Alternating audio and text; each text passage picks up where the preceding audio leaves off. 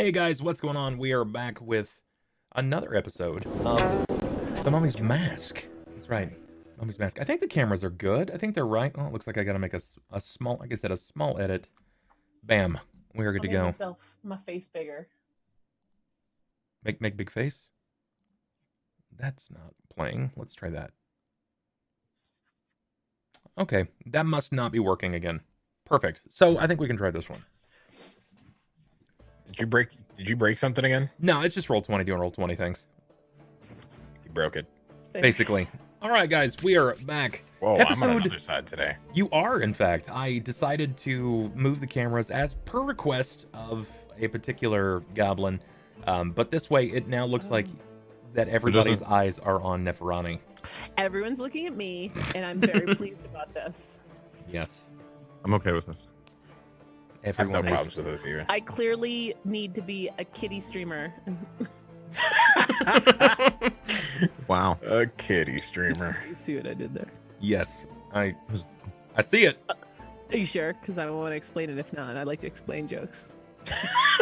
Please explain. Please do. Is it 100? I will Well, indulge you see- you. The audience might have been lost in this one. There's these things called breasts. Oh, go on. Woohoo! Oh, we're going. Sorry. We're going back to this. We need to record pre-show, like We Misty really said. do. Even if you don't do it, I'm gonna do it. So we're leaving it on the floor, and it's not okay. It is like the Brady Bunch, but apparently no one had any sex, and it's just the three of us. Can I be Alice? I don't know if anybody had sex in the Brady Bunch, though. I think there was just a lot of assumed backstage boinking. Somebody They're had all it immaculate. pre moving in because there were 6 children. There were quite a few of them. Like I said, just Clearly, there was assumed. no joint. Assumed boink. I mean, could they've all been adopted? But someone boinked to get Yeah, them that's in. fair. And clearly though they were 3. They came from they made them look like their parent, right? Yeah. I think Yeah. they did a pretty good job. I mean, I too will never be a teen model. It was Jesus. It was all By Jesus. the way, Brady Bunch, really relevant humor. Yeah, I know, right? Topical. Quite topical. So, What's the topic? this is episode 26 of Mummy's Mask, and last time we had some things go down. Before we swing into this, I want to let you guys know that it is open season on use of your Patreon wild magics if you wish to use them, but you gotta get them in before the session, this particular portion kicks in. You can't just let me know while the session is happening. You gotta be like, hey bub, I want to use that now. If you want to get the wild magic in, it is a one-time thing. It happens once a month. You can pick a session, choose a particular person, or just let me have a little fun with it, and we can make it work. But additionally, I think it's important to note that these guys don't actually have 5 luck rerolls. Right now, they've got none. As we drain those back out, they are gone. Yeah. I love They how don't- Aurora realizes that I shave every few weeks. It's actually every 3 months to make sure that I continue to have a glorious beard when it's there. And for those who noticed the intense 5 o'clock shadow, when did you shave? Yesterday. Okay. Actually, last night at 9 p.m. Less than 24 hours. I feel that. I hereby donate my wild magic for the month to your discretion. Have at it, Chief. Okay, got it. That's one I get to throw in sporadically. I'm feeling it. But Bob, how do they get luck rerolls? Well, they get luck rerolls through new subscriptions on Twitch. There's lots of ways they can do it. I'll let the players tell you. Guys, how do you get subscriptions? Or excuse me, how do you? That's a Did great you question. know? How do you get rerolls? That if you have this thing, not a lot of people have it, called Amazon Prime, you can sub for free to your favorite streamer, and that favorite streamer is right above me. Once upon a time, Hold on, I'm gonna do a high five. Can we do this? there was a thing Just high called five my Amazon face. Prime. Can we do this? And for High five. $4.99 or Amazon Prime, Yeah, there we go. for every 5 I feel subscriptions, I feel we like gain a luck I'm either. roll. Oh, never mind. That was weird. I was like, I feel like I'm For every I'm 10. patting the top of your head. Bubbernaut gains 1 as I well. feel like I've got some real good opportunities here. I'm gonna hold on to that. Oh man, I might have to move your location No, in camera please space. don't. Why would you ever take that away from me? Oh man. I use things like that only at the pleasure of the president. Oh god. Oh, perfect. That was fucking Oh hot. boy. So Lack of sleep. that's actually accurate. What was described there? Get subs. Which one? Gifts, all of the above. All of the above. As per the statement of Donkor, Mark, he has stated that you can gift subs to stream. Every 5 new subs that come into stream at this point is a luck roll for the players. Every 10 means I get a luck roll, which is super cool. I get to use them at my discretion. We may not end up using them in a session. We may end up using literally everyone and wishing that we had more. It just depends on where the players take us. So, I think that's about all I've got to get out right in the front. What do you guys, what do you think, what happened last time? What happened in last time's event? Bro, there was this giant, like, bullet thing just fucking bolting at us. There was, like, dude, it was coming at us so fast, right? Through some armor, we got Abasi clothed, the cart's destroyed, Abasi's still on the ground somewhere. I flipped him over. I was nice. It's true, she did. Threw water on him. He's like a flash girl, but that's okay now. Then before that, there was this big thing. It was like a crazy revelation. And bro, you wouldn't believe what happened. So what had happened was the bullet. I knew it was coming.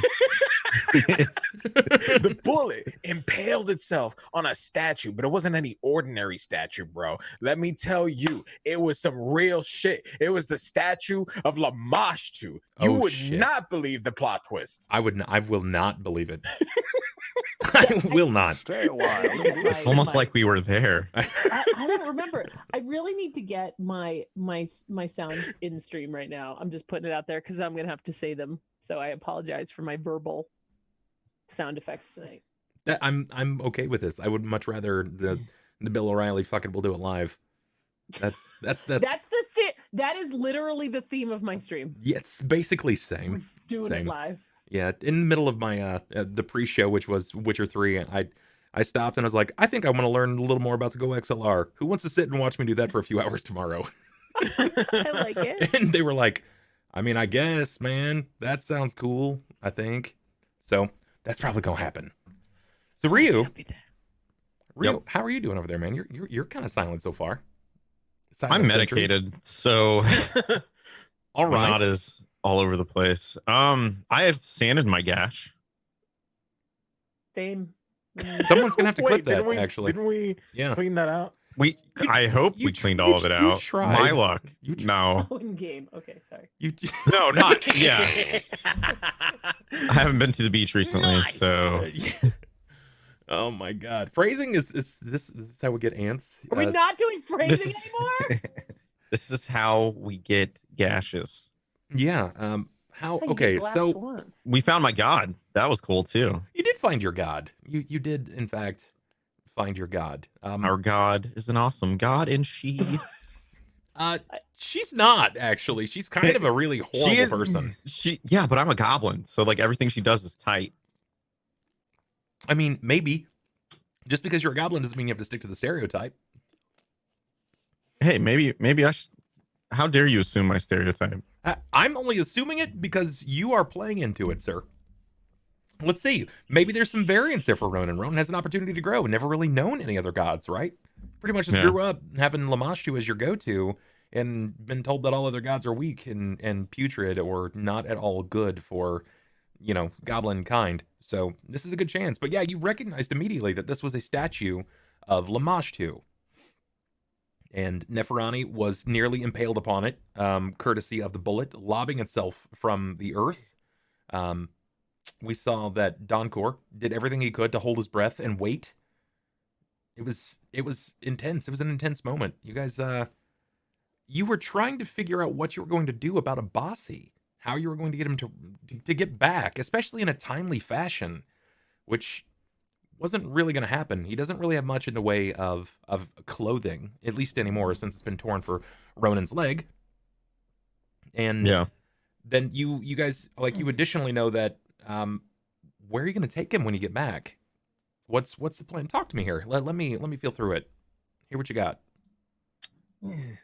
Well, we've got option A, which is take him into the the temple if we can uncover some type of entrance, or B, drag his fucking dwarf ass all the way back to town. But we really don't have, like, I'm not in good shape to help the other two really do anything. So, Yeah. or we just eat him. Where we just eat him. Well, I'm gonna. Let's not do that one. Probably a little But chewy. what's going through Donkor's head at this point is he sees the statue. He's a little bit dumbfounded. Because again, previous to this, he didn't believe in anything. He was like, oh, all these people, I just believe in money. And now his whole world is coming upside down.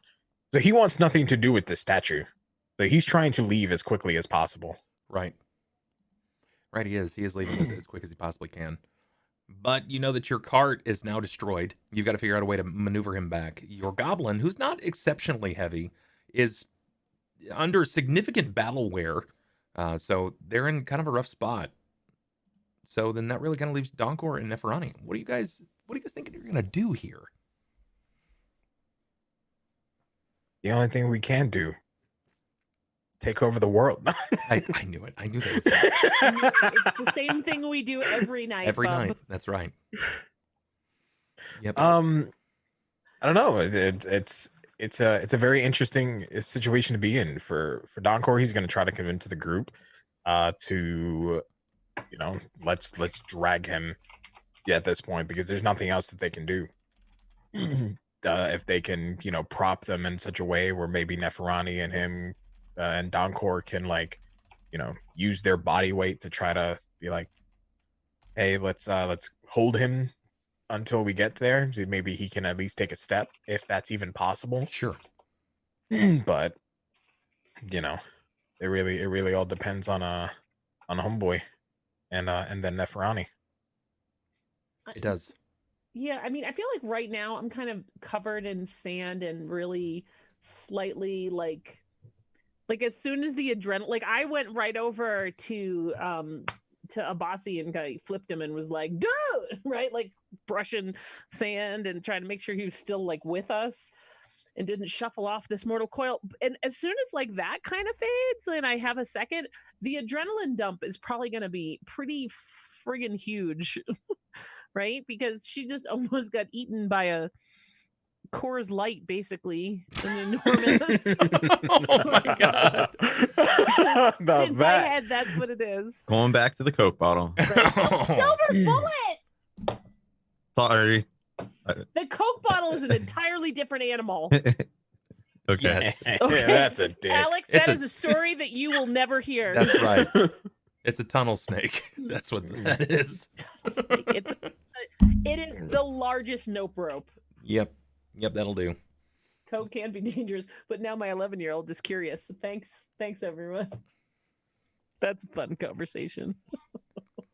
That's fair. We're talking about favorite pop. Yeah. Or soda. Soda. Soda. The hell is a pop, bro? Yo, a pop is a pop. Okay, enjoy that. Is it like a cereal? Gotta have my pops. Let me go to Woolworths and sit at the counter and have some. That's. Goodness gracious! All right, guys, we're gonna go ahead and kick right into the game so we can let you guys speculate as to what's going to be occurring next. Again, might have a mild adjustment to the cameras. They look good for now, but it's left off right where you were. I'm gonna kick off some music and explain the situation, and then you guys are gonna have the run of it. The gambit's gonna be yours, okay? Roger. All right, friends. The combat came to a harrowing end. It didn't really seem like it lasted that long. In totality, it was probably about 15 to 16 seconds at absolute best. But you waited in the cart with everything that you were and everything that you had, which wasn't much. Mostly battle-scarred goblin that's been crippled, hamstrung. A merchant that found himself in the most bizarre and particular situations. A scale heart trying to figure out his particular place in all of this. A downed dwarf, a pommet, stuck. And without your aid, he would die. And then there's Neferani, the catfolk. She is your danger bongos. She is everything that has encouraged your group forward. A party-elected leader of sorts. And she has moved over to Abasi, lifting him out of the sand, giving him a chance to breathe. And as the dust and sand settled, the spiked bullet has impaled itself upon a statue of Lamashtu, a temple forgotten by the sands. I echo what was stated, not only both in the after show, but also during stream, in its earliest disposition, which was the desert is the second largest graveyard in the world, only behind the ocean. And it's done its fair share of swallowing more than just people. Buildings, architecture entirely has been taken. And here we find the Temple of Lamashtu has been taken as well. But you have uncovered it. Coincidence? Uncanny nature? Be whatever it may be. Here you are. You're miles away from the city, though you can still see it across the dunes. You're at the top of a temple. An impaled and bleeding bullet. A hamstrung goblin. An elevated heart rate amidst your catfolk. And a confused merchant with a downed pommet. What do you do?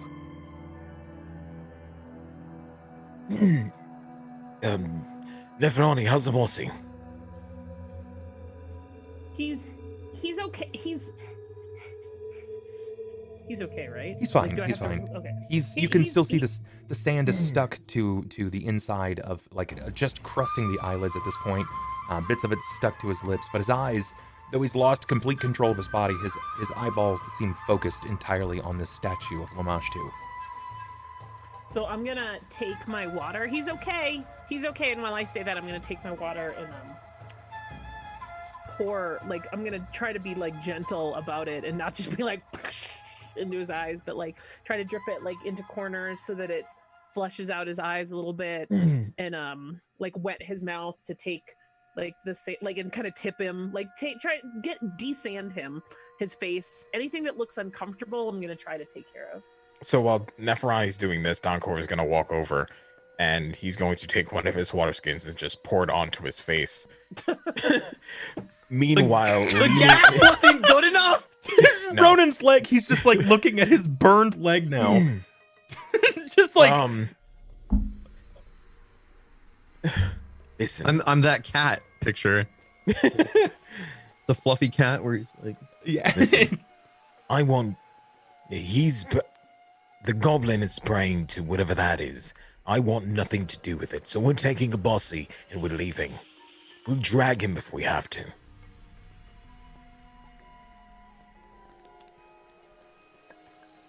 I think we might have to. I'm gonna kind of glance over to the thing. So hold on. The water just like comes pouring basically over my shoulder onto his face, right? Pretty much, yeah. Okay. I'll stop with my water and like make sure like that he doesn't choke to death. Sure. Right? Like maybe try to like shield him a little bit on the eyes so it doesn't feel like torture. Like you're waterboarding him. Like you're waterboarding poor Bossy, right? Like let's like, and then I'll just remember I did this, and then I'm gonna look back for the cart and be like, so do we think that the cart is? Can we fashion something to drag him? More than likely, there's not enough time to be able to fashion anything, lest we risk another bullet. And with the look on Abasi's face and even sheer terror, I'm in agreement. He doesn't need to speak for me to know that we don't need to be here. Okay. Well, when he says that about the terror, I'm gonna since I moved Bossy, did I notice if his eyes like shifted? Like, did he follow the statue? Like, did his eyes seem to like look in the same place? His eyes are flitting back and forth from you to the statue, back to Donkor. Like he's trying to follow the conversation as much as he can. Okay. All right. What do you think we should do? I'm gonna ask Abasi. His jaw hangs slack out. It's like it's very slack. He functionally looks. I mean, aside from the eye movement, he functionally looks like a dead man. Right. But does he look anywhere? It looks as if his eyes are trying to panter right as much as he can, but his head doesn't want to really move that far, and he's not got full range of movement over his eyes. All right. I'm going to tilt him right a little bit and watch him. Okay. As you continue to tilt him, watching where his gaze falls, his eyes seem to sort of focus on one point after continuing to move him, and it seems to be back in the direction of town, at least back where he might want to be. Okay.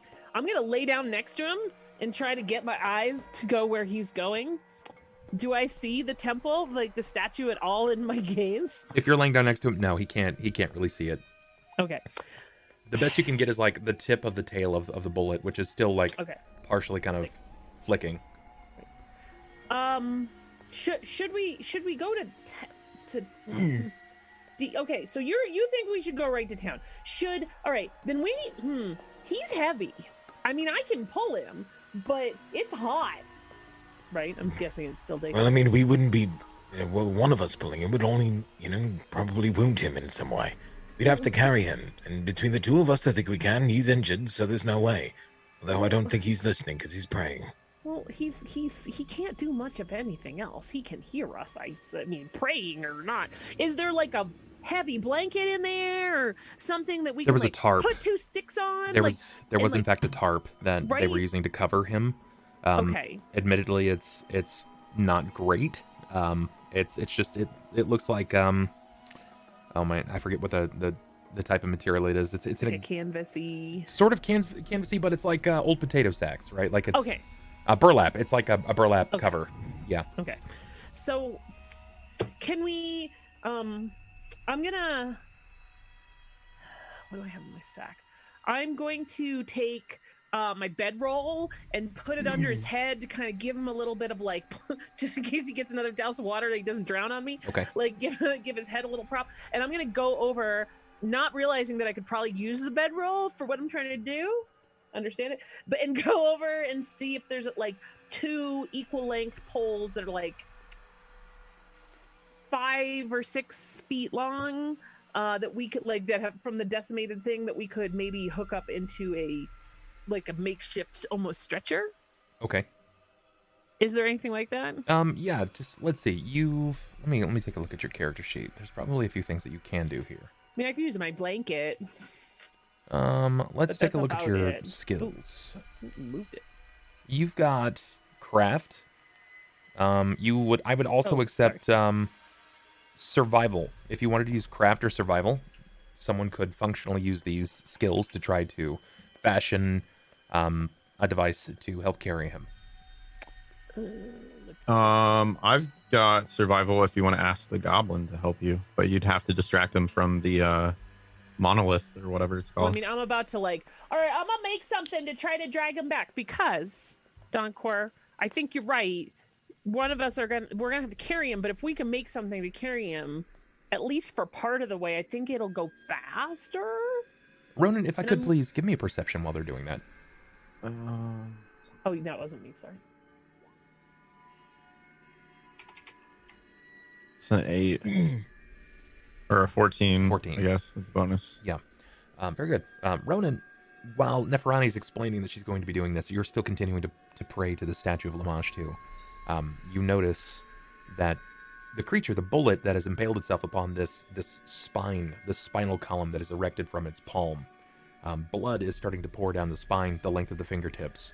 But instead of it pooling up in the hand and it dripping to the sand below, the hand is actually, the way that it's designed, you would think that it would just drip out, but you notice that the blood is running the length of the forearm and then actually back up to the chest. Like it's running up the length of the upper arm to the torso, which is... So like it's absorbing the blood. Sort of like there's some sort of reverse gravity effect on this, and it's actually drawing it closer to the center of the body. So do I notice that like anything with the eyes, like any type of glow or like any type of like movement maybe from the statue, or is it just that one thing that I noticed? That's what you notice. You give me a knowledge religion.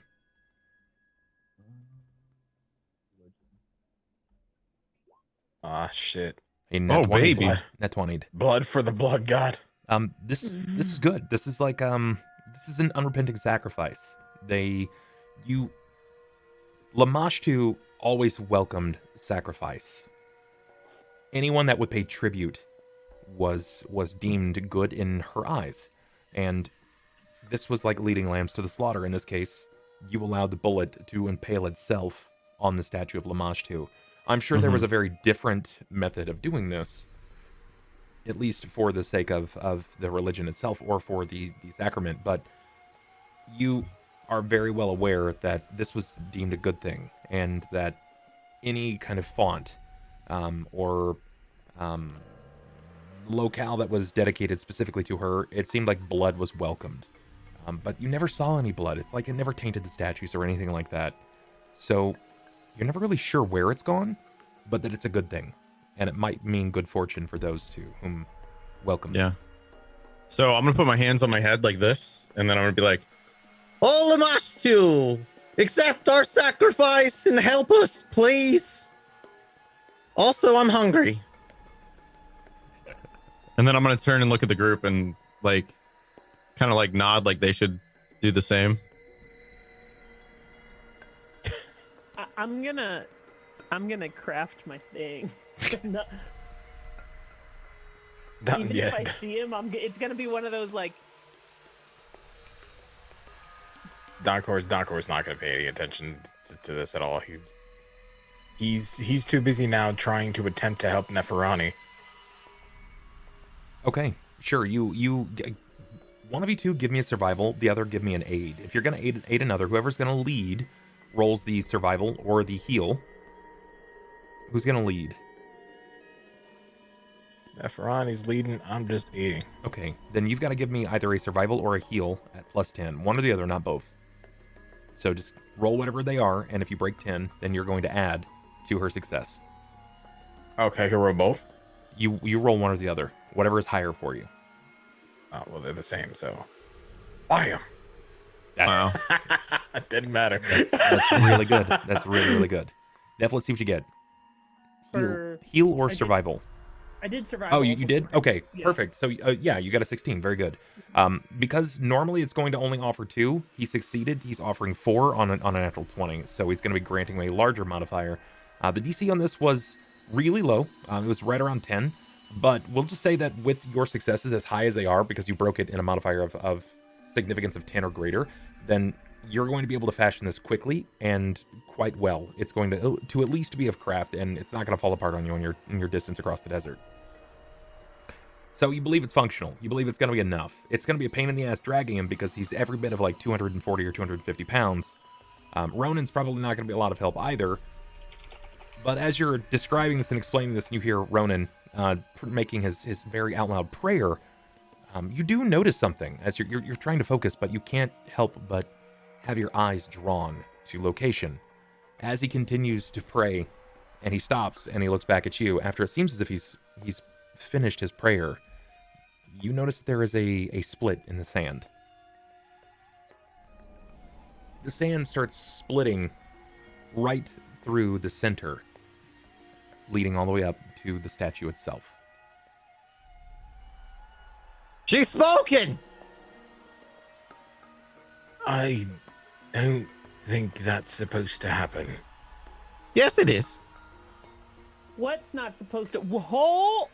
You notice that this is sort of creating this like very visible wave as it sort of kicks up and draws up 2 separate dunes, one on the left and one on the right.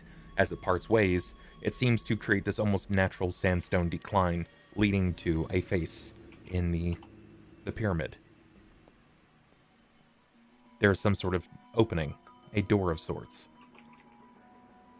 an archway. Maybe we could take shelter in there. It was like it's meant to be. I would prefer not to be completely honest with you, but How far are we from town though? Like And what time it's in the pretty day? far. Excuse me. Should Thank we you. what time of day is it? Like It's jokes aside, it's high noon. It's the brightest part of your day. It's high noon somewhere in the world. so maybe we should hold up until close to nightfall to take him because it's going to be really hot. And I don't think we do well. As much as I hate to admit it, he's right. We probably wouldn't fare very well. And there might be more of those snake things, snake things. And that is a way of mine, I'll tell you that. Can I roll a knowledge nature to see if I know if they're daytime hunters or nighttime hunters? The bullets? So you can try and go for it. Okay, yeah. Yeah, you can try. Bam. Wow, you guys are doing really well on these. That's in the last 4 rolls. There have been 3 criticals. You know that they tend to not hunt very much at night. They utilize the sun to wear down their targets. So they tend to draw them in pack style and lead them in circles until they exhaust themselves. Yeah, so since those things hunt during the day, I think we should hold up for a little bit. I don't know. I'm not team captain. We have a team captain? The cat lady's team captain, right? Maybe? I just assumed. Am I? No, we're a team. Yeah, but all teams need captains, right? You know what? I'm not opposed to this by any means. So, team captain, what is our decision? She putters her lips and sort of pans around, almost looking as to if something may redirect the situation in conversation entirely. But you notice that even Abasi looks up to you in this hopeful glare. I know you want to go back to town, my friend. Maybe a couple hours out of the sun will do us all good. As much as I don't want to. And these were our final words. All right, well then. That's not super hopeful, friends. I don't think I was ever hopeful to begin with. That's a good point. Let's go. We're gonna follow you though, Goblin, my junior friend, because you seem to be the meat shield. I was gonna go with much more trusting of this statue woman, but sure, let's go with that. Yeah, Lamash too will protect us. You trust in me. I know this. Plus, you gave him blood. Or her blood, sorry. Yeah, that was totally intentional. 100%. Isn't that why you banged on the big thing to kill the thing? Or was that just chance? No, it was totally 100% intentional. Yes, I thought it was planned. It looked perfect to me. Totally, 100%. Well, as someone who is a worse, don't you know who this god is, this statue is? Do you think that they would be more happy with it being intentional or with it not being intentional? Blood for the blood is blood. Yes, 100%. That's I like agree. If I gave you a sandwich on accident, but you still got a sandwich, would you be happy? Oh, I'd love a sandwich. Yes, definitely. 100. How did we get into this conversation? The same way we get into every conversation. Huh. Right. Sorry. So then I guess we're going on then. Yes. I think let's do it. So I'm gonna go over to the makeshift drag device. Okay. And try to assist them with getting him inside as quickly as possible. Sure. You know that the drag down itself is designed to be like steps. So you're going to be bouncing his body off of sandstone steps all the way down, but I suppose it's better than not. Better than being eaten by a giant bullet. And left out into the sun to dehydrate. Yeah, I would say so. Right. Yeah, and the water that he got. You don't want to put that to waste. Yeah, not at all. As you see, like, the drops beat up on the surface of the sand just to slowly bake its way out. You still continue to smell that char of your own leg. It actually makes him hungrier. Oh. To smell my own flesh burning. Oh, that's rough. Yeah. Sure, give me a strength check, whomever is going to be doing it. If you are injured, we're gonna hit you with a hampering effect for trying to drag something that's. Oh, we're trying to drag Abasi? Yeah, you're gonna be dragging Abasi. Yeah. I'll try to. Luckily, you have the tarp over the sand, so it's not going to be so terrible. Oh, what are these? What are these numbers? I told you he was too heavy. He's a big boy. He's a thick lad. Thick Well, considering gentleman. the fact that most of his equipment is probably just as heavy as he was, if not heavier.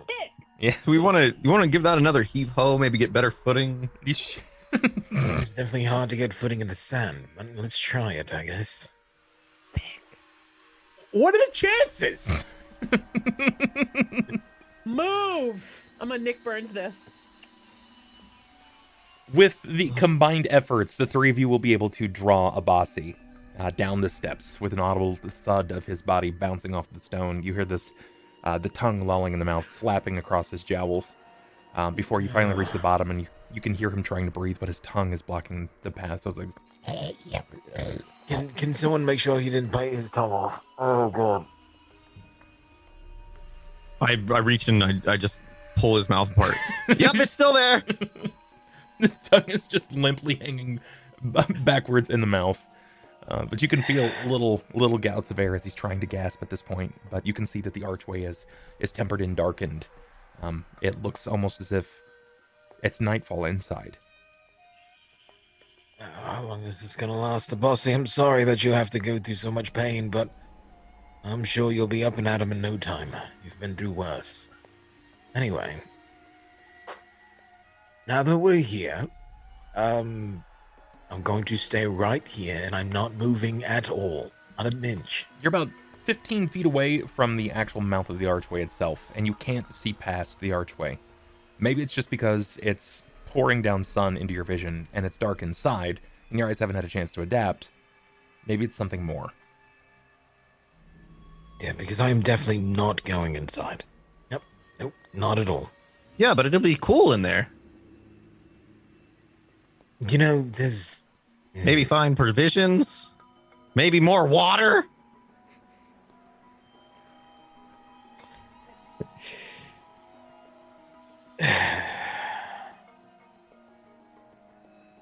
I guess I don't have a choice.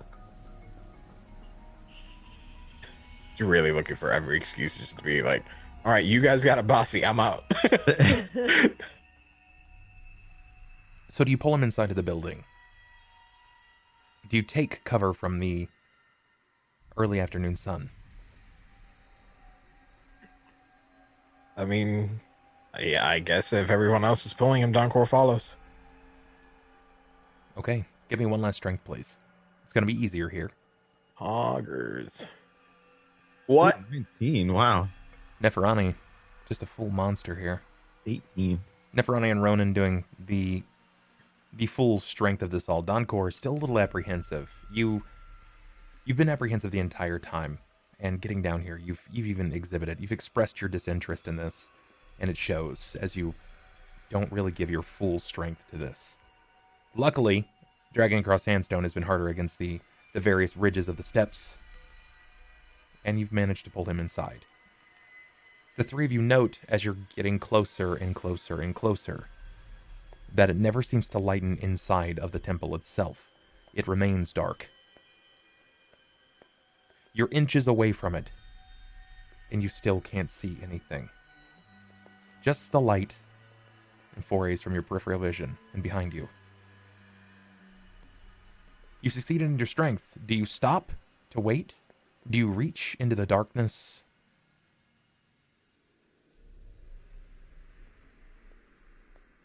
I'm going to walk in to make sure it's safe Okay. first. So I set down my side and be like, I'm going to go inside and make sure there's no more of those snake things. Okay. Yeah. And maybe look for cheese. No, they don't have to be changed, but yes, you definitely go ahead and look to see if everything is safe inside, yeah? Neferani, are you sure this is a good idea? So It's better than dying in the heat. I draw my axe before I go in. It's not like up or anything, but I have it at the ready just in case there is something inside. And then I step through the darkness, I guess. Good. Ronan, as you step through, you immediately feel this cool this sensation that has not kissed your skin in a short time. The temperature here is fairly different. The entire environment is different. The moment that you pass through the door, you can see again. And when you briefly glance back, you can't see through the door.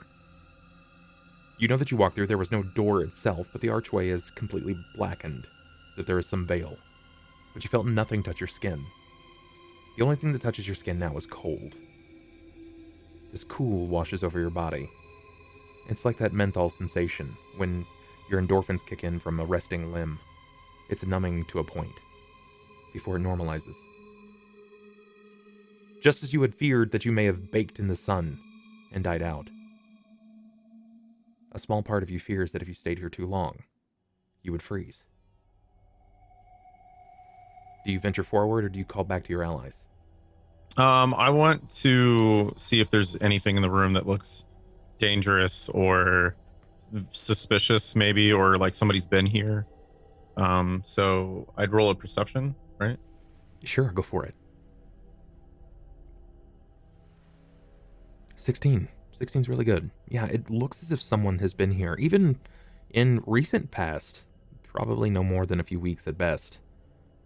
You see footfall going both in and out of the temple. Oh, wow. So since there's no immediate danger, I'm going to yell out that it's all clear. And, it looks to be fine, but I can't see you guys. So just kind of like come through slow, maybe? Neferani, Donkor, you wait. A minute. 2 minutes. 3 minutes. Nothing. There's no noise. No response. No burst of action from the wild Ronan. Just blackness.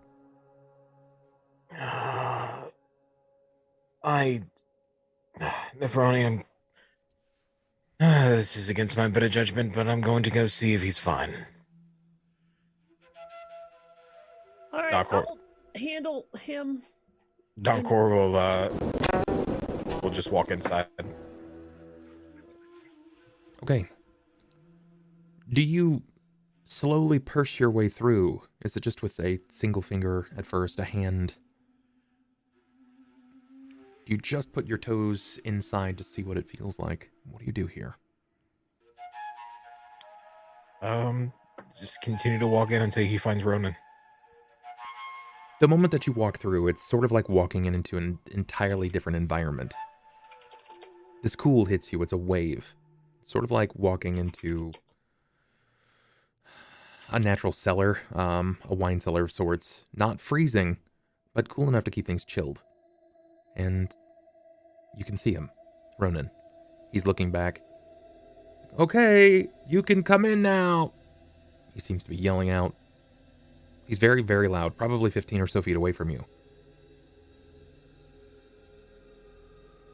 So then everything is, I assume, perfectly fine then? Yeah, there's no bad guys, or... I mean, at least in this room. I was yell. Did you hear me yell for you? I mean, I heard you now at this moment. Oh. Okay. Yeah. Well, we should bring in the dude. Bring in the dwarf and chill out. All right, then I guess I'll go get Neferani. Donkor will walk out to go grab Neferani and tell her that it's safe. Donkor, give me a will save. Where is my will? Wow. Very good. Best. You continue on. You pass back through. You just stick your head back out. Do you go back out to help grab him? What does this look like? I'm definitely helping to go grab him. Okay. Neferani, it looks like everything's fine currently. Still doesn't feel right, but I can't put my finger on it. But I mean, I think if there's no reason for us to not go in, then we probably should go in. I mean, we could probably stay, like, you know, relatively close to not inside. Donkor, give me a perception.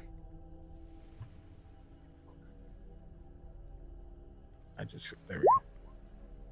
Good rolls, very good rolls today. You notice that the sand dunes itself that's built up on the left and the right side, sand is starting to trickle back in, slowly but surely. You notice the dune is starting to displace itself. It's filling back up over the sandstone steps.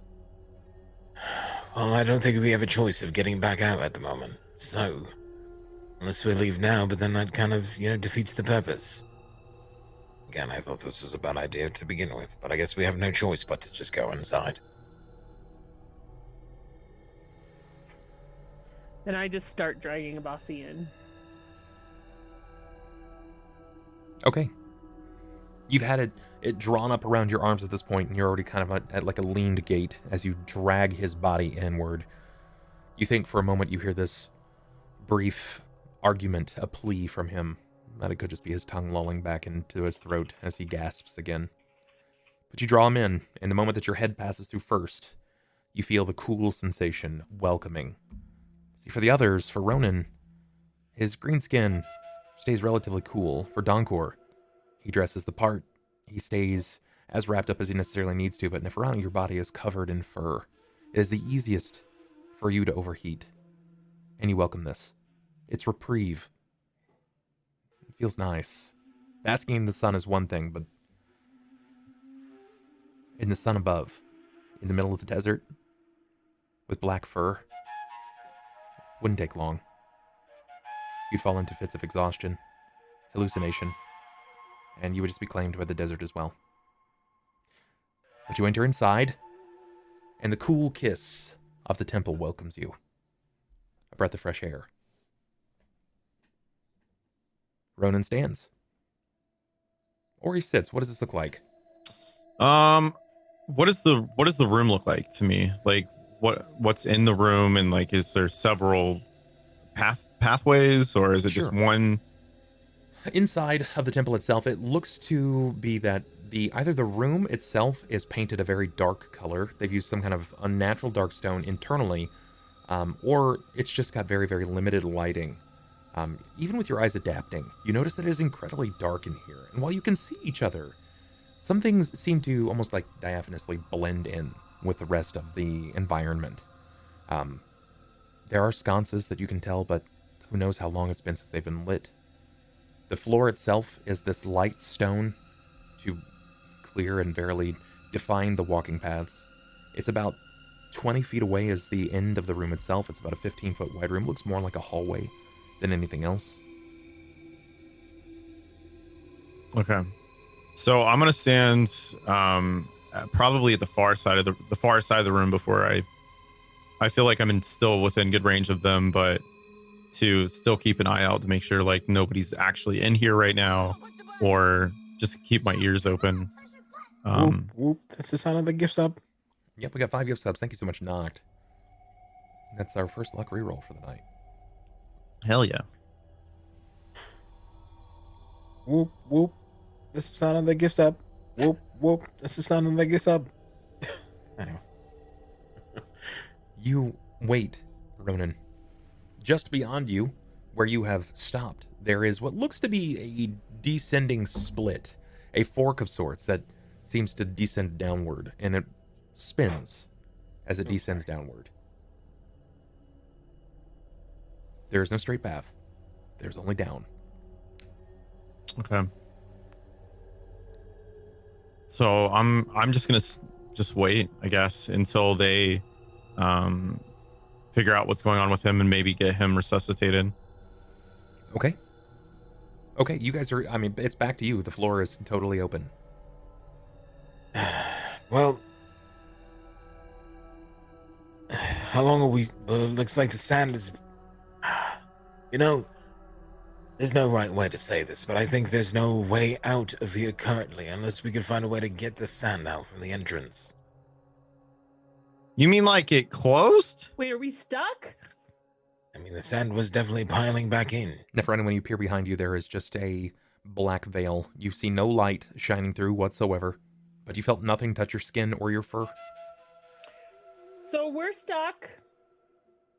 Can I kind of like You poke at back the through. veil? Sure. You poke back through, and your hand disappears past the darkness. You see nothing. You feel heat. Does my hand feel different? Does it feel warm? Yes, it does. It feels very warm. You feel the heat again. Well, maybe we're not stuck, but I don't know. I'm gonna poke my head through the veil. You poke back through the veil, and what Donkor said is correct. The sand is starting to return back to its resting position. You've already noticed that it has covered up probably 1 to 2 feet worth of area right around the mouth of the door, the archway itself.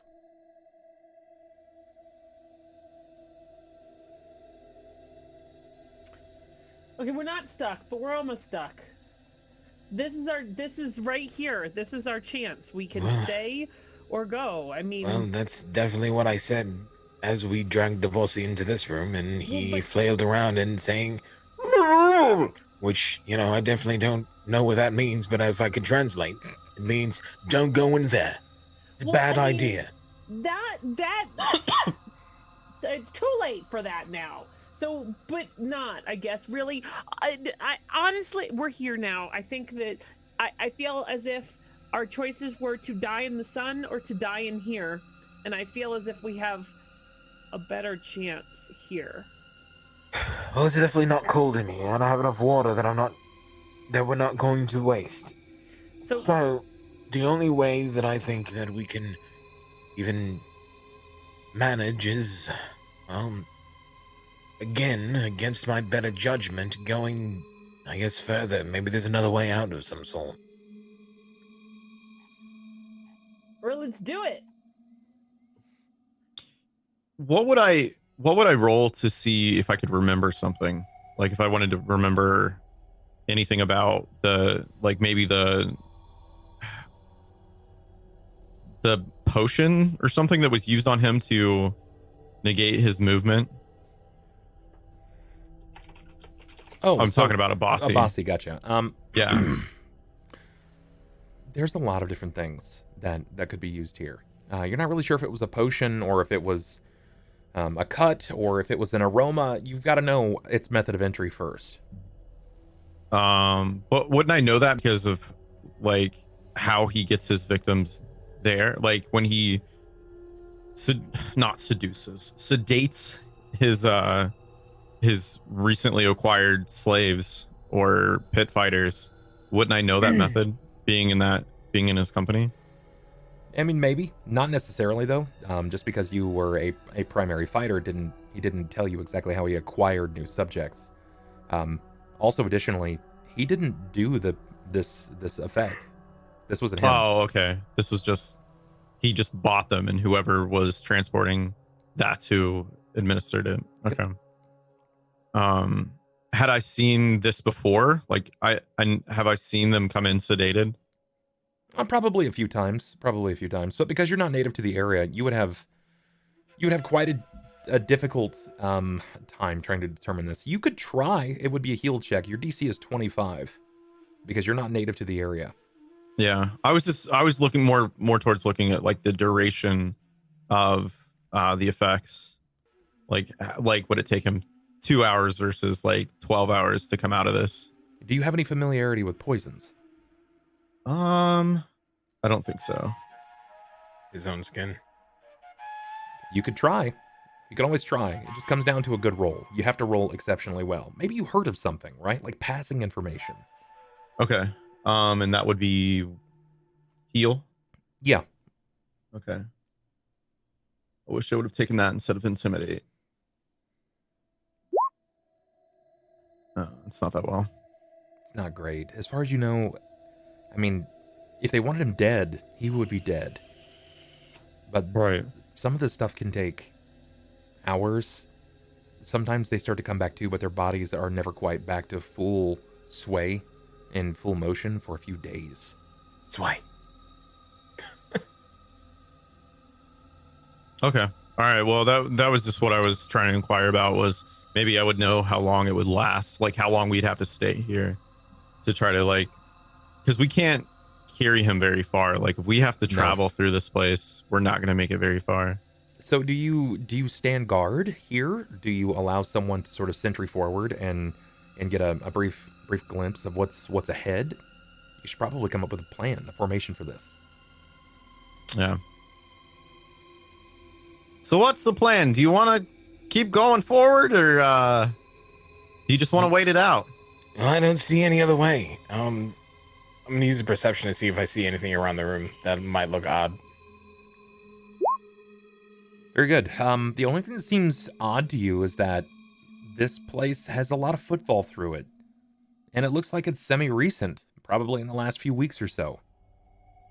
Well, then the only thing that can make sense here is, well, I don't know if anybody else noticed, but there's footsteps. Meaning somebody is definitely coming in and out, so there has to be a way out. Or a switch of some sort, probably more than likely. If you could find that, or maybe there's something else that we haven't seen. Maybe a mechanism, some sort of spell or item, I don't know. Not really familiar with these kinds of things. You will note that the footfall is barefooted. It's not got a pattern to it outside of a normal barefoot. They're without shoe or sandal. So this room looks like a temple. Does it have any storage, like any cabinets or any type of chests? You have no way of knowing until you go further down. Okay, so this room in particular. Yeah, this just appears to be like a greeting room. Consider Okay, it like in a church, like when a- you first go in. Yeah, it's like a foyer. Is there a Mhm. map? Is there a map for this? Yeah. Nah, there's not a map for this. No. Okay. This is all pretty much theater of mind. Okay, that's fine. I just want to make sure. Well, as I said, the only other way to go is, I guess, forward. And hopefully we could find something. Are we going to drag him with us, or are we going to leave him here? I mean, dragging him with us seems like the most logical explanation, just in case we can't find our way back. But the safest thing is to probably leave him here, because it does seem like the footsteps did come back. So I would assume there's a way back. Okay, well, after you. Can I get some will saves, please, from the three of you?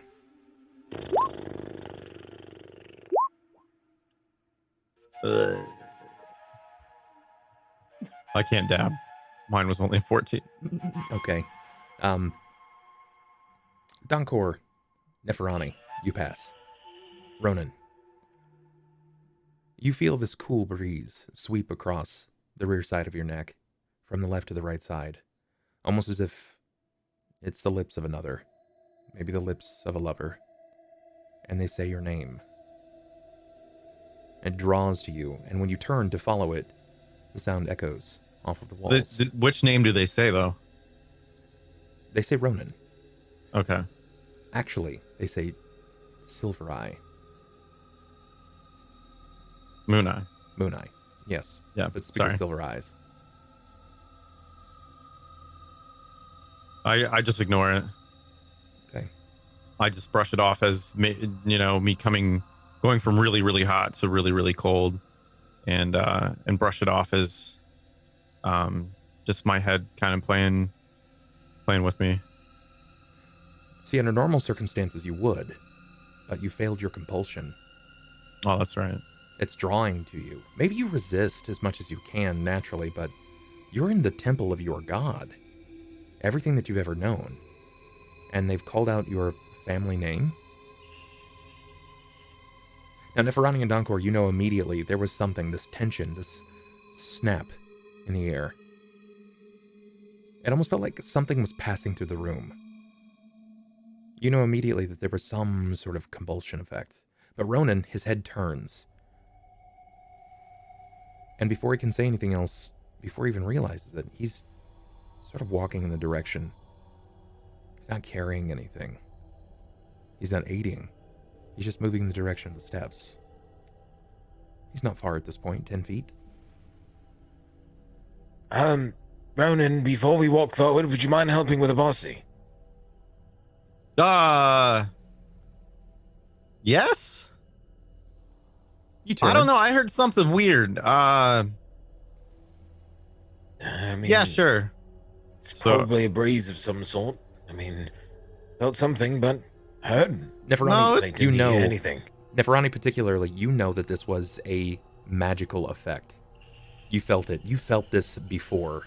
Maybe not this in particular, but someone trying to influence your emotions or draw upon something in you that's almost supernatural. It's magic. So it's sound? Was it a sound, just to be clear, or was it just something that happened? It was something that happened. You felt it lick across your skin, like it was drawn over the back of your person. But it wasn't natural. It was like feeling words. But for him, he felt the wind. This was inviting to him.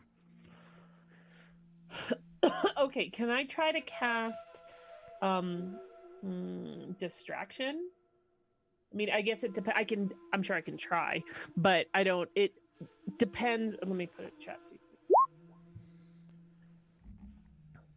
To counter magical effects that depend on sight. Each round of this distraction, they make a perform check.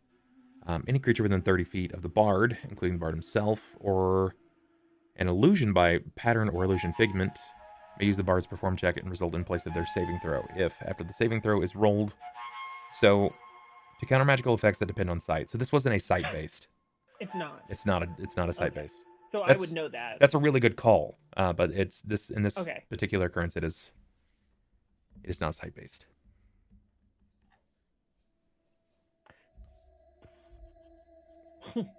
Looking through my stuff. That's fine. Take your time. I feel like I need to move down the stairs to look at something. No, stop. Stop. We're all going down the stairs with you. We just need help with Abasi. Yeah, but he is going down not of his own free will, and I don't like that. Well, how do we know he's in I know. Okay, I trust you, but we have to go down anyway. So if he can help us, we can all go together. I think that's sound. We're gonna leave Abasi. Am I drawn enough not because I know that their objective is to go down the stairs? Am I drawn so hard that I can't even pull myself from It's not that walking without them? you want to go, right? Like, you would wait for them, but you want to go. If they were like, nah, we're going to leave, you'd be like, but I want to look. I want to go see what that was about. But would I still be able to assist them? I've got to know in this case. Donkor he's trying to implore upon you, and Neferani is encouraging the situation by saying, no, you are being magically drawn down there. I know, like declaring this is I know, but in their moment of like brief statement, do you take this as an opportunity to slip away? Yeah, I think I would be drawn enough to just keep going. Give me a stealth then. Well, listen, Neferani, if he's being drawn against his will and we're going down anyway, we have to. Do you use your reroll? Yeah, I'm gonna reroll that. Abasi, do we just leave him? Because if something's here pulling him down the stairs, well, it's not. Make sure that Abasi's okay, and we can't. Realistically, it's not like Abasi can move, so anything trying to pull him is really null and void unless something comes in and grabs him. Something's using magic. I'm gonna reach out for my goblin friends. Neferani, Donkor, give me perceptions. I want to see first. Let's see if you can pick this up. Okay. Jesus, I'm going nowhere. No. I put on my good glasses. No shit. She's like, but my little goblin friend. And as you're starting to sneak away, she grabs onto your shoulder like you're a little kid. Just pulls you back. Yoink! Like by the scruff and everything. Yeah. But the whole point is, Ronan. My feet are just going. We're bringing the bossy anyway, Neferani, and Ronan come back and help us. Okay, but we've got to move quickly because I think I hear someone. It might be your goblin ears or whatever. The goblin's ears better than I don't know. I don't like that. This doesn't bother you. Of course, this whole thing bothers me. Really, I didn't want to be here in the first place. I wanted to leave. I wanted to not be here in general. But someone was like, "Well, it might be a good idea to get in the sun." Hey. So, well, someone was like, "You're the leader." Well, then yes. When I Hold on, they're say, over here. well, looks like I can't win against someone who's quote unquote our leader. I don't want to Same. be here. Well, I just don't want to be anywhere else. So I want something to be happening while we're arguing. Can I try to stealth again I think you while should. they're arguing? Ronan, Just- well, you said that you hear this, and like, dude, does goblins' ears? It's then that you smell fresh cheese. Okay, I'm going. Give me a I've been out in stealth. this. Give me a stealth. And go. Okay, all right. Better. Let's get new perceptions as you two are actually beginning your. Neferani, you're like, no, wait a minute. I don't think this is. And take my Donkor at hand- this point, Donkor reaches out and turns him back around. Hold on, like. God damn it. Just help us with Abasi and we'll all go together. That's it. It's the only thing we have. But I smell cheese. I don't smell it. Something is clearly driving the goblin insane and we have no choice but to go in. So I'm just gonna grab because I'm pissed off. I'm just gonna grab Sure. Give me like the strength. thing Give me and just strength. try to take him with me. Sure, I got you. That's really good. He said, "It's like I don't smell it." He like with the angriest of Dobby faces, he grabs onto the tarp and he just starts trucking it to the steps. Because I Pulling- can pull. He can pull a lot. He I can a sizable pull up amount. to almost 700 pounds by myself. Bear in mind, you are still hamstrung, so I'm giving But you a I'm bit of under a negative. spell, so maybe Correct. it negates. Yeah. It does not. It does not negate it. No, you're hamstrung. You're still injured. hamstrung. You see, there's I get a nothing cleanse. There's nothing stopping him right now. We definitely have to go. Otherwise, we're going to lose 2 of our party members tonight, and I'm not. Well, I mean, if I lost the goblin, I wouldn't have to buy his cheese anymore. I'm not about to lose Abasi. He starts pulling. Ow. Begins pulling him downward, drawing to the steps, and there is this audible as his head is just bouncing off the steps all the way down. He's being dragged all the way around this spiraling stone staircase.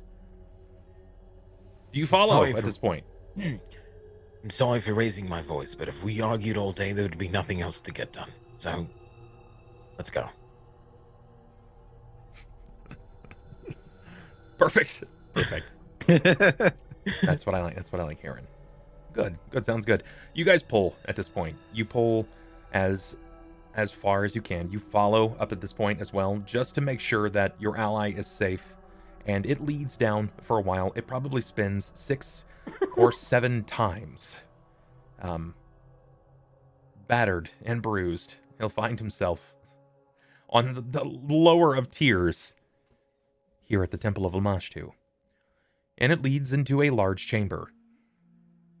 A very, very large chamber. Significantly larger than the room you were previously in. It was about, I would say, 50 by 50. It is an enormous room. And wherever your eyes pan, which, for those of you that can see that far, there are doorways. Many doorways. Some larger than others, some bearing significance. Do you take the time to count, or do you wait it out? Do you go to find whatever else is inside of this room? What does this look like? I would follow the smell of cheese. I have low light, so how far do I see? You guys don't have any light on at all. But I have low light vision. You're right, but without light, you can't see anything. I think I have dark vision. If you have dark vision, that's fine. You can see things. Yeah, I can see up to 60 feet in the dark. Okay, Yeah, I have perfect, dark vision perfect. as well.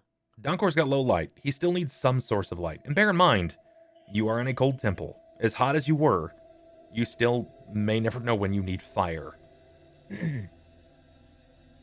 You guys have flint and stuff, right? Or I think Donkor I does. have low light, so I need it. I have a lantern that I can use, but I'm trying not to light anything while I'm in here. Well, I So- can do. I also can. I have a spell that can do light. Oh, Like I can make a torch. Like like a I like an can orb touch torch. your head and make it a torch. I think. Yeah, can you put like a little halo above my head? Sing a hello, hello, hello. Oh my gosh! Only if I can call him Beyonce. You can call me whatever you want. As long as I don't call you little. So. Yep. Can I touch? Could I cast it on him? His head? On Abasi? Yeah, you totally could. Oh, not on Abasi. On Ronan? On me. Yeah, Ronan, on you me. can. You can, if you want, you can. But bear in mind, if your eyes have adapted to the dark and she casts light upon you, it can temporarily blind you. Because it's I like mean, I would warn them. it. Plus, you get a save. If you don't like the idea of somebody casting spells on you, even if it's a benefit, you still have an opportunity to resist if that is the case. So, I'm not really attuned to magic, so I wouldn't even know it was coming. If you wanted to pick up a stone or anything like that, or if you just wanted to cast it upon him, that's totally fine as well. You could just cast it on like his armor or his weapon or something like that. You know, I to be will completely cast fair, it- it's incredibly the dark in axe. here, and I'm losing the ability to see. yeah, I am as well. I'm gonna cast light on one of my kukris, like kind of hold Sure. it like a Okay. torch. Sounds good. Sounds good. I don't know if I need to. That's what it is. No, you're I fine. need to roll. You cast light. What does this look like? When you're casting spells? Remember, it is affected and influenced by the caster itself.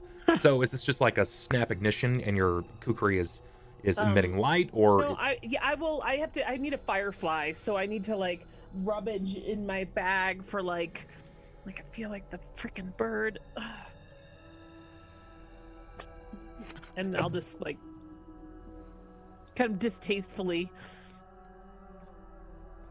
Okay. You succeed. You cast the spell. Light upon your kukri. It emits a 30-foot. It's like a torch, right? So it's a 30-foot light that seems to drop in significance outside of that. This room is fairly open, with an exception to near the center, where there appears to be a pile-up. People. Well, once they may have been people. But now they're husks. And remember when I said, yeah, can you turn off the line? I definitely don't want to see this anymore. No, we need to see where we're going. I mean, don't look. I mean, okay. I would rather look at husks than be a husk. I guess that's fair. Well, something must have turned them into that, or they've been here for quite some time. But with the footsteps we saw at the entrance, it's definitely not that they've been here for quite some time. At least I would assume. The people here, they mount into far more than you were prepared to count. It could be 25, 50, maybe 100. They spiral around. There's this series of this ring of people, and the way that they're resting is bizarre. They've dropped down to the front of their legs, but they're almost in like the fetal-like position. Their palms are down, and their head, the forehead, is matching this location, touching the stone. They are all focused on one central point. There seems to be some sort of bizarrely shaped stone, or maybe what was once a statue. Laying across the top of it is a man. This man, while aged, while probably decaying, looks far more alive than the others. His skin still wrapped tightly over the body. Nothing has dried up entirely. Matching robes to the rest of them, though this one has a staff drawn across what could be his corpse.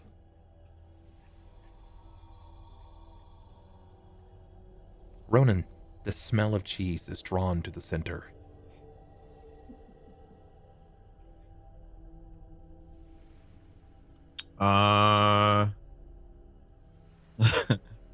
I would drop Abasi and probably in the center of the room, and start walking towards the smell of cheese. You can stop him, or you can try to stop him. Donkor apprehensively goes to make a sound, but stops himself. Do you just let him walk on? Yeah. Okay. You do. Ronan, do you pass through the field of people, these husks?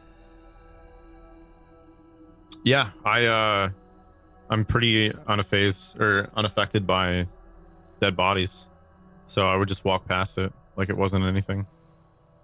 Are there? Well, am I sure that they're dead, or are they just really, really bad off? They could be dead. You're not entirely sure. Do you move up to look to see if they're dead? Yeah, I look to see if they're dead first, because even though I'm entranced, I would still make sure that they're not like zombies or something like that. You move up to the first one that you can get close to, and as you inch yourself forward, remembering that you still have a hamstrung leg, struggling still with your step every time you bring the weight down, which you're not much, it sends a shooting pain up your spine, into the back of your head. It aches, it throbs, the smell of the burning, while for you is mildly intoxicating, for the others it's nauseating. Your hunger almost knows no bounds. But you can't ignore your pain. And as you draw closer to them, you look. You can see the robe draped over their pelvic arch, their spines drawn in, their ribcage is the only thing supporting it up. And when you lean in to see what looks of their face, the skin is drawn. It seems to be stripped in spots, completely dehydrated. The lips removed. Give me... Let's see.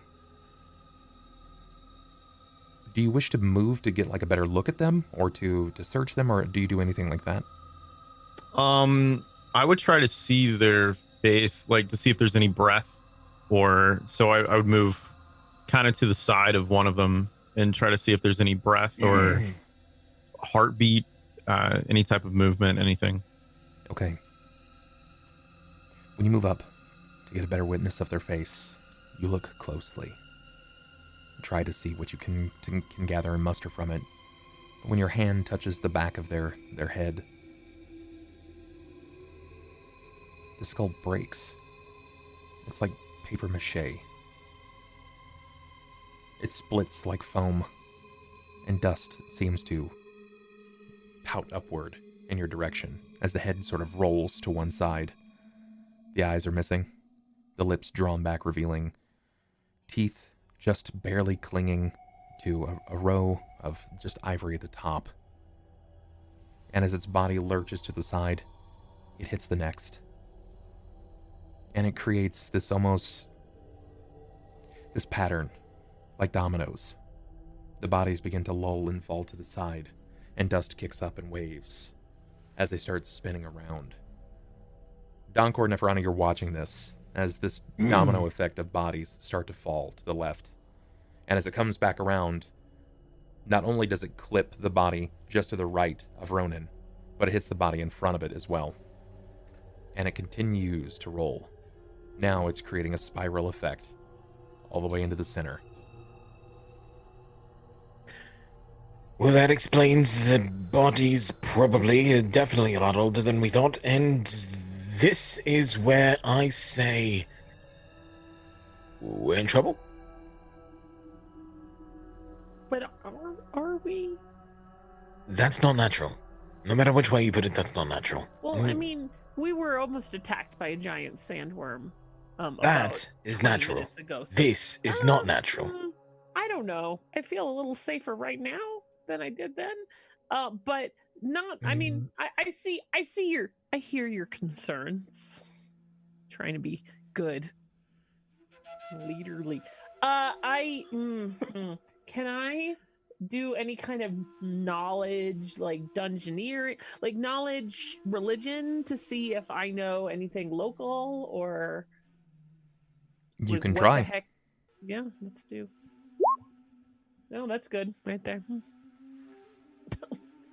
7. It's not really going to give you a whole lot. I'm gonna reroll. That was even better. So I know less now. I know less now. You were hanging on to the idea, and then it's just gone. What's everybody else doing?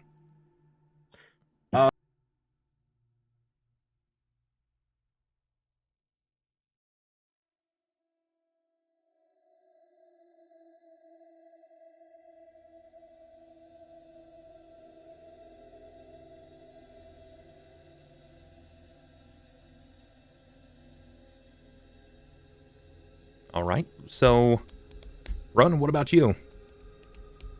I'm gonna keep moving until I find the cheese. So, Right. is there like an altar, I guess, in front of this statue holding the man? Okay. I got what you said. Donkor, if you would reiterate that, I had to test something. I was having a feedback loop on my end. Oh, okay. What I had said is that Donkor has his hand on his bow, without actually drawing it, keeping his hand on it while moving towards Abasi. Okay, sounds good. And Ronan, because I think they may have missed that, will you reiterate what you were doing, please? Oh, I said that Ronan was moving towards, I guess, trying to find the smell of cheese, like where that's coming from. Sure. And maybe looking for an altar that would have something like any type of perishables or food. Sounds good. You move forward. You push on now through this field of decay that you've left. Dust still lingers hanging in the air. This isn't just dust, it's people. These people just broke down. In this final fit of decay, their bodies actually toppling through one another, going around, and this spiral has created this hanging haze of skin cells, dust, debris, just sort of moving about. And now you can see that there is sand also falling from the ceilings. It was very hard to see before, but the dust seems to illuminate it, granting more vision.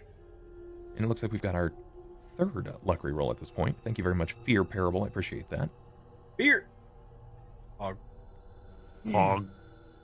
Indeed. You push in. You move up to this bizarre structure that seems to have been created in the center where this body drapes. It doesn't look nearly like the decay of what you've seen thus far. This person doesn't seem to be as dilapidated and aged as the others. While the skin sags and sulks in spots where you believe that it's dehydrated and it's drawing inward, there is still some pulp to this individual. I think this one's still alive. Well, I'd keep away from it if I were you then. Is there any way that I can fight this draw? Because like I would have a bad feeling if there's like this random half dead dude with a staff, even if it was for cheese. So, to correct this, just so I get it in my mind, okay? You see that this person doesn't appear to be as in the state of decay as the rest. I mean, you peer back to your allies and you say, I think this guy isn't as dead as the rest. And you're already formulating this plan that you want to be able to do something, right? Yeah. Okay. When you glance back, so as you're formulating this plan of like how you can possibly escape quickly or defend yourself, when you glance back, the man's head is arced up and he's looking at you with his eyes open. Donkor, see this? Give me perception.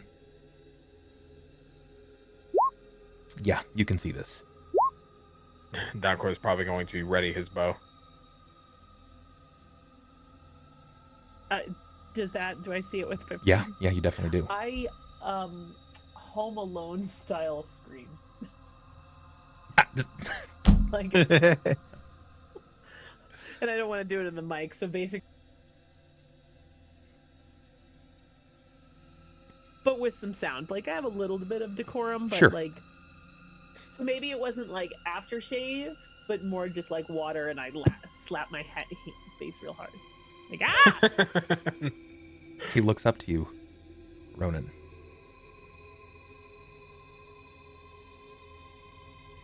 His eyes never leave you. His mouth begins to open, and insects begin to come out of his mouth. You notice an iridescent glow from his teeth.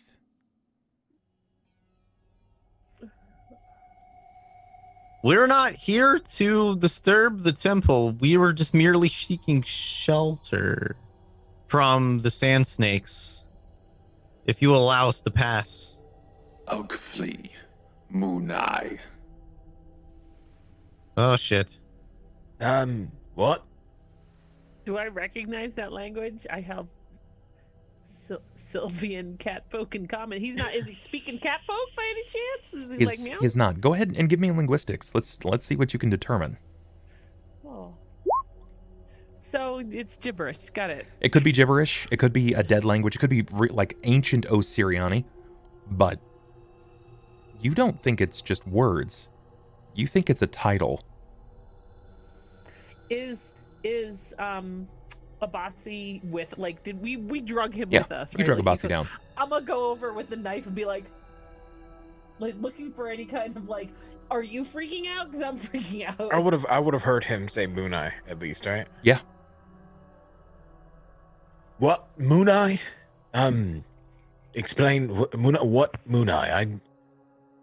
Ronan, do you understand this individual? Yes. I'm gonna take one step back. Just a slight step, nothing like, not hopping backwards. I'm just kind of taken by surprise that he used my real name. And fuck, I was gonna say something and now it's gone. Can I use perception to get my memory back? If only that worked in real life. Right. We had made a sacrifice outside the temple. How do you know my real name? Neferani Kista. And Slaven Scaleheart. Slaven? What? His eyes fall back to you, Ronan. Is he your slave? Or hers? Oh, you're talking about the merchant? Briefly, he nods. Oh, we're companions. Slave to no one. There are no slaves. I used to be a slave, but they freed me. The staff begins to sort of roll from his chest, almost as if he's moving, but he's not. And when it does, it falls right into his left hand. And you hear this as his wrist turns up, and the floor begins to shake. As the floor continues to shake, you see sand break away from the wall. And you can see depictions of men and women, of catfolk, of Gurundi, the people of the Osirian desert. They're rising above, and they're using those that they've oppressed to fight other nations. And those that they've oppressed are skin shifters. You see an army of scale hearts descending upon foreign people.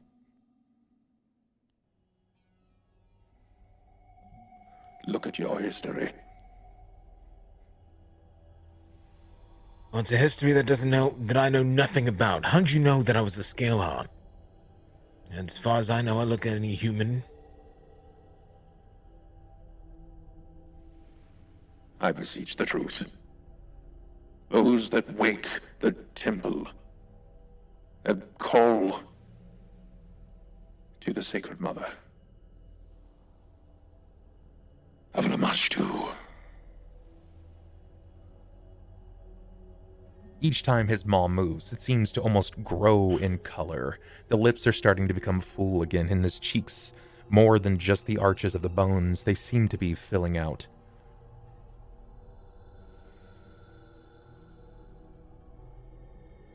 What is your purpose? And why did you sacrifice to Lamashtu? Oh, about that.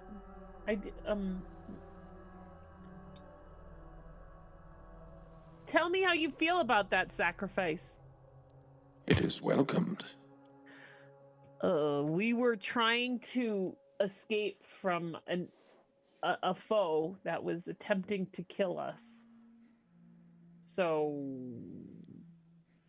yeah. And you brought them here to give their blood. We brought the blood here. Well, your sacrifice has been accepted. Okay. Nuanced. We are all here in honor of Lamashtu. I'm more a little bit confused as to what my people were slaving. I guess I know nothing about myself. I only know that I can shift and what I am. His head seems to spin and caterwaul until it falls back to you, Ronan. You honor Lamashtu, yet you break her. You break those that pray to her. And you see back down, the staff is now slowly panning the room at each of those supplicants to Lamashtu that are now broken. Oh, shit. We weren't sure that those were true worshippers of Lamashtu.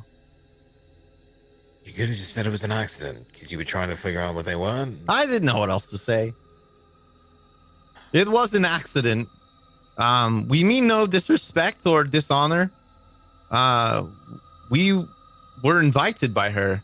She opened her doors to us, and we were hoping that you could maybe help us get back to her. Donkor is going to put his bow away, as a sign of respect at this point. Right. But looking around the room, is still dumbfounded by what he's seen. These people, these worshippers, they were here a long time, and we stumbled in here unknowingly, as I'm sure that you can tell. This really would be no reason to lie to you, because apparently you already know who we are. Then the time for a new age is upon us. Lamashtu, is she forgotten in these lands? Oh, if you could see everything that we've seen, well, I didn't even know who Lamashtu was about a week ago. Is Lamashtu prayed to in these lands? I think some people do. I do. I pray every night like a good boy. You're the only one who does. I'm sure of that. Where I come from, Lamashtu is the goddess of all. Let the gnome speak for a little bit. Maybe for once it's a good thing. And how many attend your temple? My whole tribe. How many in these lands? Oh, I know not. He's new here. I was brought here by a man to fight. I don't really know much about here, but I know that I keep praying. And here we are. Can I roll to see how much I remember about Lamashtu? Yeah, you can try. Give me a knowledge religion. Knowledge religion. Bam. He doesn't even go here. She doesn't go here. He doesn't even go here. On Wednesdays, Lamashtu wears pink. Lamashtu isn't someone that is prayed to regularly anymore. She doesn't exactly have a standing font for prayer. You recall that she is generally a snatcher of babes. She is the demon mother of the sands. And those that pray to her tend to wish a lot of terrible on the world. It is believed that the Temple of Lamashtu was the original bringing down, at least from the records that you guys had drawn, that the reason that Akentepe was put to rest was because that she was conspiring with the Temple of Lamashtu. And it was later discovered that they believed that the city had fallen because of Lamashtu's followers. The plague was inspired by the Temple of Lamashtu.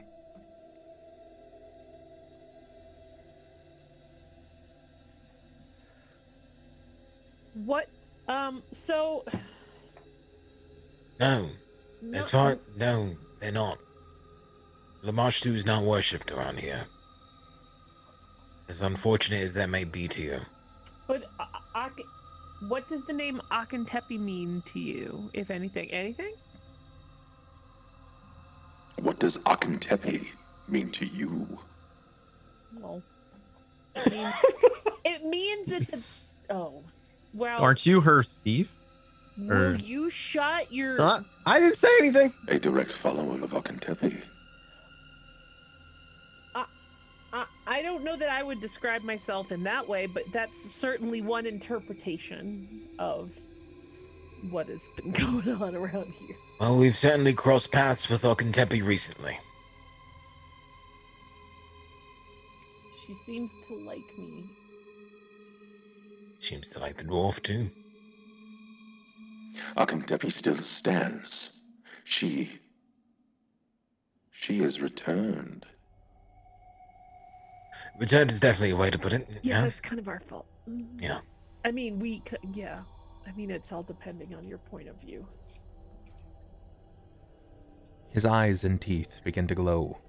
Furthermore, this bizarre, almost blue-like flame color, very similar to that of the blue on Mark's hat. Is it kind of like, just for a mental view, do you ever see the last unicorn in the skull that glows red? Yeah. Is it like that? Sort of, yeah. Okay, but with more juicy? A little bit, yeah. A little more pulpy, yeah. Okay. How did you free her?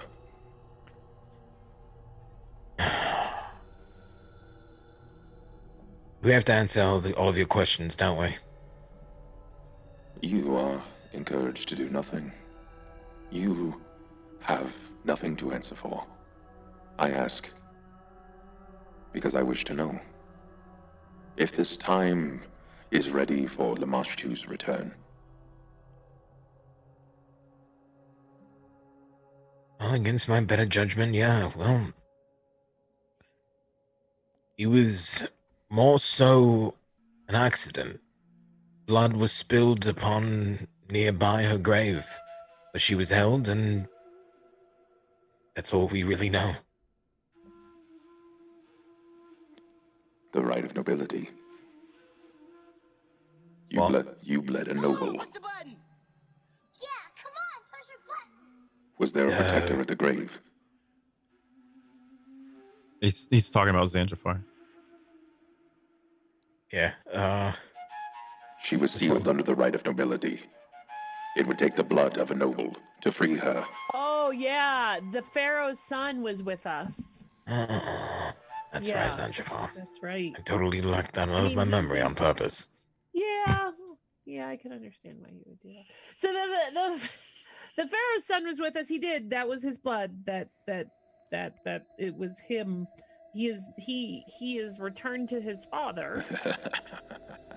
Did you draw him in under false pretenses? Or did he know that you would spill his blood on the protector of Akentepe? When I say that it was an accident, I really mean that it was an accident. He's a drunkard, so there was no false pretenses of anything. Things have really changed. I don't know how long it's been since you've been asleep. What is the year? What pharaoh stands? I should don't know the year.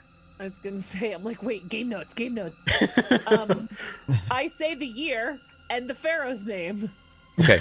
You can say the year, that's fine, but you've at least got to give me the Pharaoh's name. Okay, Ryu of all people should know this. hold on. I don't have my character sheet anymore. I'm gonna I can't roll a cheat. knowledge local just to see if I can remember. It would be knowledge nobility. Knowledge nobility? Yep. Okay. That's pretty good. Yeah, it's good. It's the Ruby Prince. The Pharaoh's name is the Ruby Prince, I believe. Or maybe that was Zanjifar himself. I don't... His eyes exactly go stark know. wide. The Ruby Prince. We've been asleep for a long time. Were you awake when the plague fell upon Wati? We knew of the plague. We were blamed. It has been over 1,000 years since the plague. It has been a Though- very long time. As far as I know, they blamed... what did it say in the notes that we found the documents? That they blamed the Temple of Lamashtu. as they The would, plague. and they would. They were the reason that the Temple of Lamashtu was swallowed by the sands. They are the reason that no one follows Lamashtu anymore. She has been painted in a poorer picture. No one does anymore. We found footsteps leading in and out. They were more recent. Maybe no more than a week's old. And there are still some people who worship Lamashtu. I mean, This place remains under stolid repose. The only thing that ages here are supplicants of Lamashtu. And that makes sense, actually. Give me a knowledge arcana if you're a spellcaster in any sense of the fashion. Okay. Neferani, you are aware that high-level magics can utilize a state of gentle repose, which is essentially that it stops decomposition to a point. It is not something that lasts forever, but it can stop a dead body from decaying. make them a little pulpy, perhaps. Perhaps. How were you? Okay, so How am I what? I'm assuming that this gentle nonsense prevents something from aging. That was It has That kept what you- me from dying. Those that spin around me, they gave their lives so that I, the Archivist, would remain alive for a time. the Archivist. Is that a title? I am the chronicler of Lamashtu. I was appointed by the mother herself. where is Lamashtu now? Hidden. Fair. Have you met her in person? I've met a form of her. I'm jealous. She maintains many forms.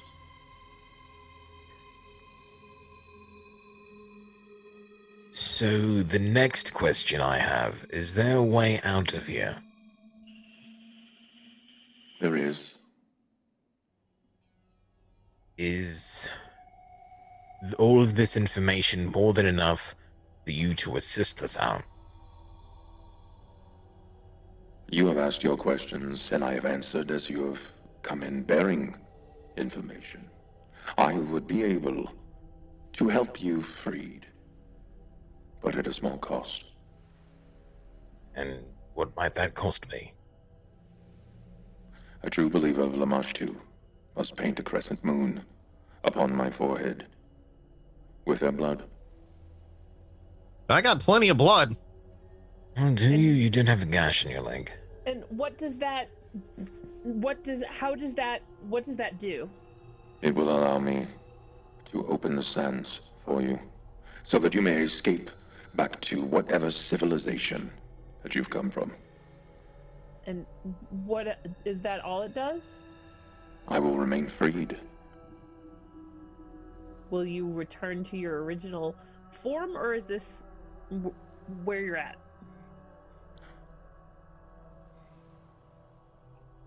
He pauses for a moment. I will return to where I last stood as a soothsayer, to preach on the tithings of Lamashtu. Not to harm anyone. People harm themselves, and have done so daily for millennia. It's not untrue. You definitely can't argue there. So, well, if that's the case, you'll be a soothsayer in the city. I will append a disguise until my skin has returned to that of true color. Gonna be like the guy in Skyrim that is the crazy preacher of, what is it, the Nine? Nobody? Going back to our mummy. Yeah. I got what The you guy mean. in the middle, the guy in the middle of town. It's like the the Talos priest. priest. Yeah, thank you. Yeah. The Nine Divines. Okay, sorry. I didn't mean to sidetrack. Draw blade. And give crescent moon in crimson to my forehead. It will I'm break a going- bind. I'm Well, going to I'm gonna prick my finger with the axe and then draw a crescent moon on his forehead. I'm sure you'll have nothing to worry about, but since you're saving our skin, I'll help you save yours. Lamashtu, or I would believe is, or the outspoken word, is, not taken a liking to. Looked poorly upon. Yeah, that would be the way. Despite the You- years, nothing has truly changed. No, but if you do find yourself in mortal trouble, we might be able to help you. In exchange for this, we've came out with a lot of information, and information for my line of work means a lot. And I'm sure that it helps you. So, I guess in some way, you have an ally. At least one. I'd say 2 or 3. If you are a true ally to the Archivist of Lamashtu, you must be aware what it is that you're committing to. I'm an ally to you, not to Lamashtu. I serve only Lamashtu. By being my ally, you are in her service. Woo! Does that conflict with being in Akentepe's service? Because I don't serve anyone. I don't really either, but I don't know how much of a choice I personally have in that because of her perception. So I just want to make Akentepe was a pawn in a grander scheme. One that was not of my own wish. I would not use her as in the past tense. Just heads up. I'm definitely sure he's aware that we just said that, hey, she revived I herself. know, Hello. just But that's why I mentioned in mortal double trouble. checking.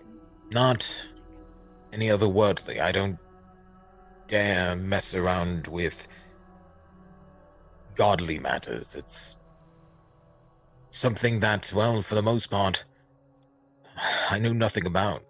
I'd be no help to Lamashtu. I feel like though I need the qualifier. I've been through some stuff lately, so If the Ruby Prince still stands on this day, then I am aware of the time that we are in. This was foretold, as was every prince and pharaoh going forward. One cannot simply change destiny, and when it has been written by the gods, it will be as such. You draw the crescent moon on his head, and the glowing from his eyes and his teeth seem to slowly radiate through his body, like it's seeping through the veins over his person. And it bleeds down into his wrists, where you follow this very thin thread that seems to draw his wrists to this boulder, this strange structure.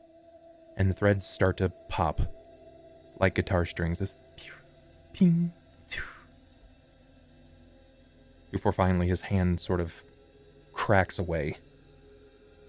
Similarly, it happens over his ankles and his other arm. And with this very audible crunch, you hear his skeleton rise to a sitting point. These pops and cracks resonate for a time off of the stone walls. He's very gaunt, very frail and thin, but he's rather tall, which is pretty uncommon for most Gurundi. He stands at this point, probably around 7 feet tall, but you can no longer see his feet.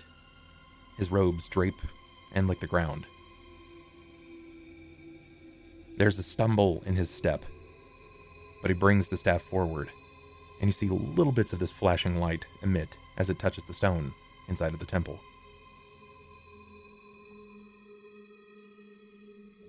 It has been so long since I have moved. I forgot what it was like. Come with me. I'll free you back into the sands. And your friend here, the one who lie on the ground, does he suffer? Is he Yeah, an ailment? He's been paralyzed in some way. We actually don't know what it might be.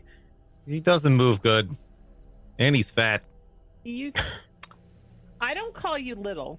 He's a dwarf. He's a big dwarf that we have to carry, and he's heavy. He does seem very well fed. In my I mean, he's time, we would not nice, simply say that they sometimes. are fat. We would just say that they've come from a rich family. Oh, yeah, true. Yeah, Fat I isn't a won't- bad thing. Fat is, it's good because it means he eats all the cheese. Yeah, I have none of. yeah. Well, So, yes, if you could help A lot us of with money. Abasi, that would be most welcome. He moves with few various pops and clicks from here and there, and the staff comes down just over the top of Abasi. And as the staff seems to drop down to his body, he draws it across the top of his forehead, down his nose, across the chin, and across the armor. The body seems to tremble for a moment, but as he draws the staff completely across the body, you see his eyes blink. Abasi blinks, and then he tries to murmur.